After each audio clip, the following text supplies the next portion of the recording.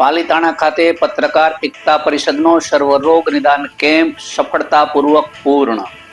300થી વધુ દર્દીઓએ નિઃશુલ્ક મેળવી સારવાર. નમસ્કાર, સહજ ન્યૂઝ સાથે હું છું ગોપાલ વેસાણી.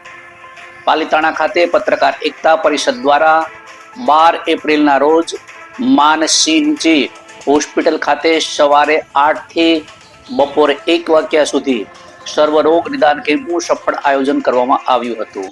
આ કેમ્પમાં એક્સરે, સોનોગ્રાફી, વિવિધ રિપોર્ટ તેમજ દવા સહિતની નિઃશુલ્ક સારવાર ઉપલબ્ધ કરવામાં આવી હતી. પત્રકાર એકતા પરિષદની ટીમ દ્વારા કેમ્પ માટે ઉત્તમ આયોજન કરવામાં આવ્યું હતું, જેમાં નિષ્ણાંત ડોક્ટરોની વ્યવસ્થા, નાસ્તા, ભોજન તથા મહેમાનોના સ્વાગત, સન્માન સહિતની તૈયારીઓ સુવ્યવસ્થિત રીતે કરવામાં આવી હતી. આ કેમ્પમાં આશરે 300 જેટલા દર્દીઓએ લાભ લીધો હતો, જેમાં 8 જેટલા સ્પેશિયાલિસ્ટ ડોક્ટરો દ્વારા નિદાન અને સારવાર કરવામાં આવી હતી. સમગ્ર કામગીરી સંપૂર્ણ અને વ્યવસ્થિત રીતે પૂર્ણ થઈ હતી. કેમ્પ દરમિયાન પ્રદેશ અધ્યક્ષ લાભુભાઈ કાતરોડિયા, પ્રદેશ આઈટી સેલના નીતિન ખેલાણી, જિલ્લા અધ્યક્ષ મિલન કુવાડિયા ઉપસ્થિત રહ્યા હતા. જૈન સમાજ, વોહરા સમાજના અગ્રણીઓ, નગરપાલિકાના પ્રતિનિધિઓ તેમજ ભાજપ, કોંગ્રેસ તેમજ આપના હોદ્દેદારોએ પણ હાજર રહ્યા હતા.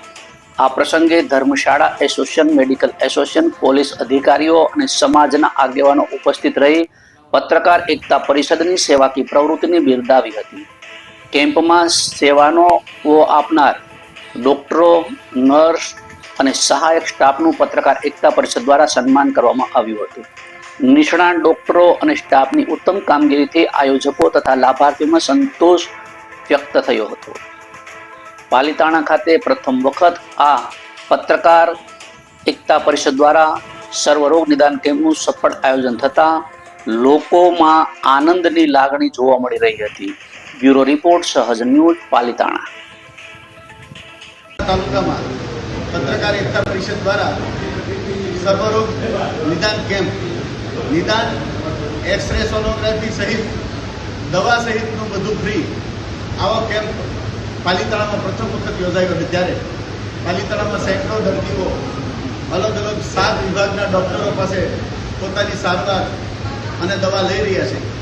આજના સફળ કેમ્પના આયોજન પાલીતાણાની ટીમે કર્યું છે, પાલીતાણા પત્રકાર એકતા પરિષદ દ્વારા. ત્યારે અમે આમંત્રિત તરીકે અહીં હાજર રહ્યા.